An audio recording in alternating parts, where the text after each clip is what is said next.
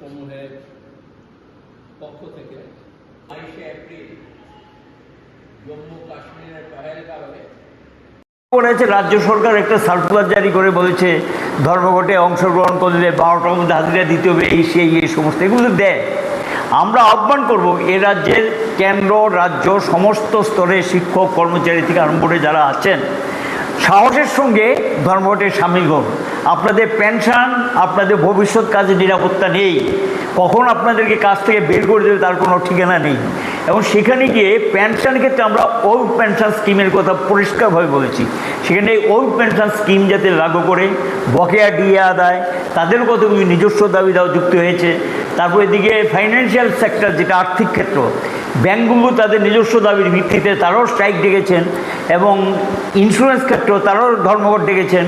দেখা গেছে সমস্ত ক্ষেত্রে এই ধরনের ইন্ডাস্ট্রি ওয়াইজ তারাও আলাদা ধর্মঘট আহ্বান করেছে। আমরা আশা করি ভারতের সমস্ত জনগণ এই ধর্মঘটে সাড়া দেবেন। ত্রিপুরা রাজ্য ভয় ভীতি উপেক্ষা করে এবং কোনো প্রকার ভয় ভীতির কাছে মাথা নোয়াবেন না। মাথা যদি নোয়ান ভবিষ্যৎ বিপন্ন হবে, আপনার ছেলে মেয়ের ভবিষ্যৎও বিপন্ন করে তুলেছে, এবং এরা যদি এটাকে চালিয়ে যায় কেউ রেহাই পাবেন না। আপনি শাসক দলের লোক না আপনি বিরোধী দলের লোক, আপনি কোনো দল করেন না, কিন্তু প্রথম পরিচিত আপনি ভারতীয় নাগরিক। আপনাকে তো বাঁচতে হবে, আপনার বাঁচার জন্য ভবিষ্যৎটাকে নিশ্চিত করতে হবে। সেই দৃষ্টিভঙ্গিতে একটা ভারতীয় নাগরিক হিসেবে দেশটাকে রক্ষা করার জন্য দেশ বিপন্ন, মানুষ বিপন্ন, এবং এই সরকার মানুষকে বিপন্ন করে তুলেছে। এটা লড়াইটা হলো সরকারের নীতি পরিবর্তন করার সংগ্রাম।